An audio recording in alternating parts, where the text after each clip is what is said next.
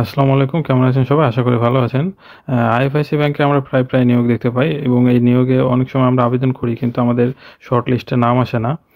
এটার যথেষ্ট কারণ আছে। আমরা ঠিকভাবে ফর্মগুলো ফিল আপ করতে পারি না। এই কারণে আমাদের বেশিরভাগ ক্ষেত্রেই সিভিগুলো রিজেক্ট হয়ে যায়। আসলে আমাদের নামগুলো আসে না শর্ট লিস্টে। আজকে আপনাদের দেখাবো কিভাবে আপনারা আইএফআইসি ব্যাংকে ঠিকভাবে আপনারা আবেদন করতে পারবেন এবং আশা করি শর্ট লিস্টেড হবেন। এটা যেকোনো আবেদনের ক্ষেত্রে সেটা এমটিও হোক বা টিএসও এখন রানিং আছে এটার জন্য হোক একই সিস্টেম সবগুলোর। প্রথমে আপনারা গুগলে যাবেন। গুগলে গিয়ে আইএফআইসি ব্যাংক লিখে সার্চ করবেন। সার্চ করার পরে এই ধরনের আপনার অপশনগুলো দেখতে পারবেন। সেখানে ক্যারিয়ার যেটা আছে ক্যারিয়ারতে আপনি একটা রাইট ক্লিক করবেন। রাইট ক্লিক করে ওপেন লিঙ্ক ইন ট্যাব আমি অলরেডি খুলে রাখছি এখানে। তা আমরা চলুন এখানে যাই। এখানে একটা চাপ দিলে এই যে এরকম পেজ আসবে। এখানে যে সার্কুলারগুলো অ্যাভেলেবল আছে সেই সার্কুলারগুলো আপনাকে দেখাবে। তা এখন দেখেন যে এখানে টিএসও যেটা সার্কুলার চলছে এখন ওইটার আমরা দেখিনি। এমটিওতে যখন সার্কুলার দেবে এখানে আপনি এমটিও দেখতে পারবেন, ম্যানেজমেন্ট ট্রেনিং অফিসার। তা আচ্ছা আমরা এখানে দেখি কিভাবে আমরা ইয়ে করা যায়। আরেকটা ফর্ম আমি খুলে রাখছি। আচ্ছা যাই হোক, যখন আপনি এরকম অবস্থা দেখতে পারবেন যে ডেডলাইন আপনাকে শো করবে তখন অ্যাপ্লাই চাপ দিবেন আপনার যে পোস্ট আবেদন করতে চান। এটা আমরা টিএসওতে দেখি। আচ্ছা এখানে কিছু গুরুত্বপূর্ণ বিষয় আছে। এই বিষয়গুলো আমরা ঠিকভাবে আসলে ফিল আপ করি না। আমি আগেই বললাম এগুলো বিষয়গুলো আমরা ফিল আপ করে আজকে দেখব। আশা করি এরপর থেকে আপনাদের সমস্যা হবে না।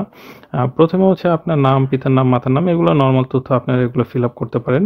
আর এখানে ইমেল যেটা আছে এটা আপনি অ্যাক্টিভ ইমেলটা দিবেন। অ্যাক্টিভ ইমেল দিলে আশা করি আপনার এখানে মেইল চলে যাবে এবং ওখানে যাবতীয় তথ্যগুলো দেখতে পারবেন। আর অ্যাটাচ ফটো যেটা সেটা হচ্ছে 50 কিলোবাইটের মধ্যে হতে হবে আপনাকে, আর বেশি হলে হবে না এবং এটা জেপিজি ফরম্যাটে লাগবে। এটা আপনার ছবি দিবেন। এটা অবশ্যই ফর্মাল এটিআর যে ছবি আছে সেই ছবিটা আপনারা দিবেন। প্রেজেন্ট অ্যাড্রেস এখানে কোথায় আছেন সেই অ্যাড্রেসটা লিখবেন। প্রথমে হচ্ছে আপনার রাস্তার নাম, যেই শহরে থাকেন সেই রোড, তারপর হচ্ছে আপনার যে এরিয়া, তারপর থানা, এভাবে পুরোটা আপনি বসিয়ে দিবেন এবং গ্রাম হলে গ্রামের নামটা আগে দিবেন। তারপরে আপনার পোস্ট অফিস দিবেন, আপনার উপজেলাটা দিবেন এবং জেলা শহরটা দিবেন। এইভাবে আপনি করবেন কি তথ্যগুলো ফিল আপ করে দিবেন। আর হোম ডিস্ট্রিক্ট আপনার কোথায় সেই হোম ডিস্ট্রিক্টটা এখানে আপনার সিলেক্ট করে নেবেন। এখানে তারপরে দেখেন যে একাডেমিক কোয়ালিফিকেশন যেটা আছে সেটা আমি দেখিয়ে দিচ্ছি কীভাবে আপনারা ফিল আপ করবেন। প্রথমে আছে হচ্ছে আপনার সেকেন্ডারি স্কুল, এসএসসিটা আপনারা দিয়ে দিবেন এখানে। তারপরে যদি এসএসসি হয় এসএসসি দিবেন, কেউ মাদ্রাসা থেকে পাশ করলে দাখিল দিবেন। আমি বলবো যারা মাদ্রাসা থেকে পাশ করে আসছেন তারা আবেদন শুধু কষ্ট করে করবেন না প্লিজ।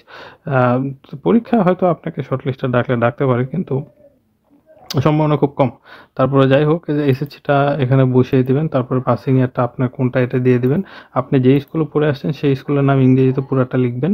তারপরে হচ্ছে কোন বোর্ডের থেকে আপনি পাস করে আসছেন, চিটাগাং হলে চিটাগাং, তারপরে হচ্ছে বরিশাল হলে বরিশাল, বোর্ডটা সিলেক্ট করবেন। তারপর রেজাল্ট আপনি কি, রেজাল্ট আপনার হচ্ছে সিজিপিএ যেটা সিজিপিএটা দিবেন এবং তার পরবর্তীতে আপনার সিজিপিএ এখানে মার্কস কত এবং আউট অফ 5 হবে আপনার এসএসসি। আপনি কত পাইছেন, 5 হলে 5, 4 পয়েন্ট সামথিং হলে ওটা লিখবেন। তারপরে হচ্ছে মেজরটা কি, মেজর যারা আপনার সায়েন্স লিখবেন, আর্টস যারা তারা হিউম্যানিটিস এখানে খুঁজবেন।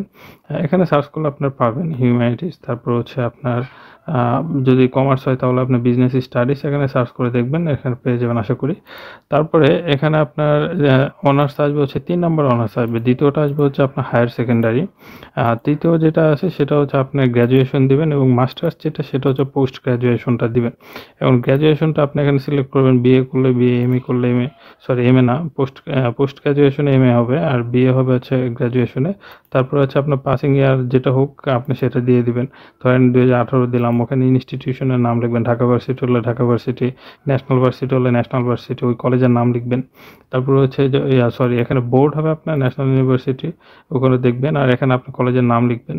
তারপর হচ্ছে রেজাল্ট আপনার কী আছে রেজাল্টটা এগুলো বসিয়ে দিবেন এখানে, আউট অফ কত এগুলো দিয়ে দিবেন আমি তো বললাম। আর এখানে আপনি যে সাবজেক্টে পড়ে আসছেন সেই সাবজেক্টগুলো এখানে আপনার ফিল আপ করবেন। এইভাবে আপনার এডুকেশনাল কোয়ালিফিকেশন যেটা আছে পুরোটা ফিল আপ করতে পারবেন। এবং ডিগ্রি যেটা প্রফেশনাল কোনো ডিগ্রি থাকলে সেই ডিগ্রি আপনার হতে পারে কম্পিউটার বিষয়ে ট্রেনিং করে আসছেন কোথাও, সেই ট্রেনিংয়ের ডিগ্রিটা এখানে দিতে পারেন। কোন বছরটা দেবেন, কোন বছর আপনি ট্রেনিংটা করে আসছেন, কোন বিষয়ের উপর ট্রেনিংটা করে আসছেন। রেজাল্ট যদি থাকে এ গ্রেড, বি গ্রেড বা যেটা থাক আপনারা দিবেন, ইফ এনি মানে যদি থাকে আর কি। আর লোকেশন কোথায় আপনি ট্রেনিংটা করে আসছেন বা কারা আপনাকে সার্টিফিকেশন দিছে, যে অ্যাওয়ার্ডিং বডি যেটা, এগুলো আপনারা ফিল আপ করবেন টোটালি ডিগ্রি। অর্থাৎ কি আবার যদি আপনার কারো অনেক সময় ডিপ্লোমা থাকে, এক্সট্রা ডিপ্লোমা করা থাকতে পারে কারো কোনো বিষয়, সেগুলো আপনি এখানে দিয়ে দিবেন। আচ্ছা, এখানে জব এক্সপেরিয়েন্স এখানে বলছে যে এক্সপেরিয়েন্স ইফ এনি, এটা খুব গুরুত্বপূর্ণ।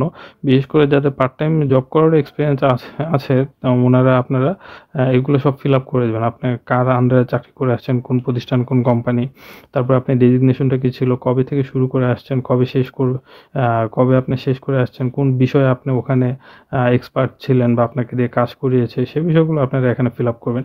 এই যে এখানে আপনার স্টার্টিং ডেট, আপনি কত সালে ওখানে জব করছেন সালটা বসাবেন। তারপরে হচ্ছে এখানে মাস বসাবেন এবং দিনটা দিবেন, স্টার্ট ডেট আপনি ওখানে জব করে আসছেন যে আপনার অ্যাপয়েন্টমেন্ট লেটার এগুলোতে লেখা আছে, এবং লাস্ট কবে জব করে আসছেন সেটা দিবেন। আর যদি বলেন যে না আমি রানিং করতেছি, সে বিষয়টা ডিফারেন্ট আর কি। এটা হচ্ছে আপনি একটা চাপ দিয়ে দিবেন এখানে, তাইলে আপনার ওটা রানিং হয়ে যাবে। এখন জব সামারি, ওই জবের আপনার সামারিটা এখানে লিখতে হবে। আপনার জবের রেসপন্সিবিলিটি, ওই সামগ্রিক বিষয়টা নিয়ে একটা ব্রিফ করতে হবে আপনার সংক্ষেপে, এবং কার্যকরী ব্রিফটা করতে হবে। শুধু অযথা এক্সট্রা ওয়ার্ডগুলো এখানে লিখে লাভ নাই।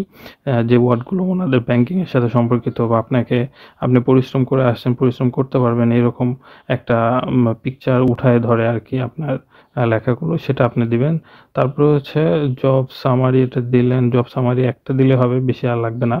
আপনাদের কারো যদি জব সামারি এক্সট্রা মনে হয় তাহলে এক্সট্রা দিতে পারেন। আচ্ছা, যাই হোক, যদি মনে হয় আরও আপনাদের দরকার আছে সামারি, তাহলে অ্যাড মোডে দেবেন। তাহলে এখানে এগুলো অ্যাড মোড আরও দিতে পারবেন আর কি, এতগুলো দেওয়ার প্রয়োজন হয় না। কিন্তু কারো যদি মনে হয় আদার ইনফরমেশন, যেটা এখানে আপনার ইংলিশ প্রফিসিয়েন্সিটা কেমন, এগুলো আপনারা দিবেন। গুড, বেটার, না বেস্ট, না অ্যাভারেজ, পোর, এগুলো এক্সেলেন্ট, এগুলো দিবেন। সবচেয়ে ভালো হচ্ছে এক্সেলেন্ট, আর পোর হচ্ছে সবচেয়ে খারাপ। রাইটিং যেটা আছে ওইটাও দিবেন, যে স্পিকিং যেটা আছে সেটাও আপনি দিবেন। আর একাডেমিক ডিস্টিংশন, অর্থাৎ আপনি একাডেমিতে কোনো বহিষ্কার হয়ে থাকলে, অথবা আপনি যদি গ্যাপ থাকে কোনো বছর, অনেকে দেখা গেছে অসুস্থতার কারণে গ্যাপ থাকে, আপনারা এখানে এটা লিখে দিবেন। এটা ইংরেজিতে লিখবেন, অবশ্যই বাংলাতে না। আর এক্সট্রা কারিকুলাম অ্যাক্টিভিটিস যদি আপনি করে থাকেন, দেখা গেছে কেউ ডিবেটিং ক্লাবে যায়, কেউ ওই সাইক্লিস্ট মানে সাইকেল নিয়ে ট্যুরে যায়, এগুলো যদি থাকে আপনারা এগুলো লিখবেন। কেউ ব্লাড ডোনেশন সংগঠনের সাথে জড়িত থাকে, এটা লিখতে পারেন। আর কম্পিউটার স্কিলগুলো অবশ্যই দিতে হবে।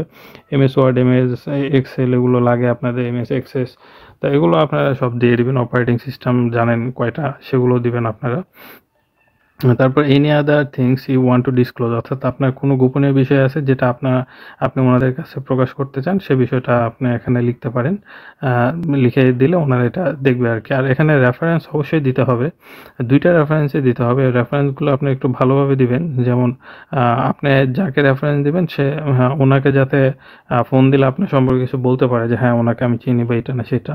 আর এখানে গুরুত্বপূর্ণ ব্যক্তি আপনাদের পরিচিত যারা আছে তারা এটা দিবেন। আর যাদের একদমই পরিচিত নাই তারা আপনার টিচার দিয়ে দিবেন, আপনাদের ডিপার্টমেন্টের টিচার যার সাথে আপনার একটু পরিচয় ভালো আছে। যদি বলেন সেটাও নয়, তাহলে বলবো যে দেন আপনি কলেজের টিচারকে দিয়ে দেন, ইন্টারমিডিয়েটের কোনো টিচারকে। সেটাও যদি না থাকে স্কুলের টিচারকেই দেন, কিছু করার নাই। আচ্ছা, এইভাবে আপনারা এটা ফিল আপ করবেন।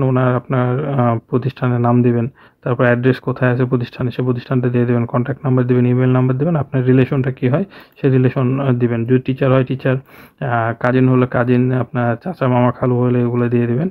এগুলো ক্লিক করার পরে I hereby declare the information mention above is correct, এখানে একটা চাপ দেবেন। চাপ দেওয়ার পরে আপনার সাবমিট দিয়ে দেবেন। সাবমিট দিলে দেখা যাবে যে আপনার মোটামুটি সাবমিশন হয়ে গেছে। এর পরবর্তী স্টেপটা ফলো করবেন। আর হচ্ছে আপনার ইমেইলে একটা আপনার কনফার্মেশন মেইল চলে যাবে। সেই মেইলটা আপনি চেক করলে দেখবেন যে আপনার অ্যাপ্লিকেশনটা সাবমিশন ঠিকভাবে হয়েছে কি না, এবং আপনাকে ট্র্যাকিং নাম্বার দেওয়া হবে মেইলে। সেই ট্র্যাকিং নাম্বার দিয়ে পরবর্তীতে আপনি লগ ইন করবেন। এই যে ফরগট পাসওয়ার্ড আর ট্র্যাকিং নাম্বার আর রিসিভ কনফার্মেশন মেইল, তো এটা যাই হোক। আচ্ছা, আপনাদের আবেদন করতে যদি কোনো সমস্যা হয়, বুঝতে না পারেন, আপনারা কমেন্ট বক্সে কমেন্ট করবেন, আমি আশা করি উত্তর দেওয়ার চেষ্টা করব।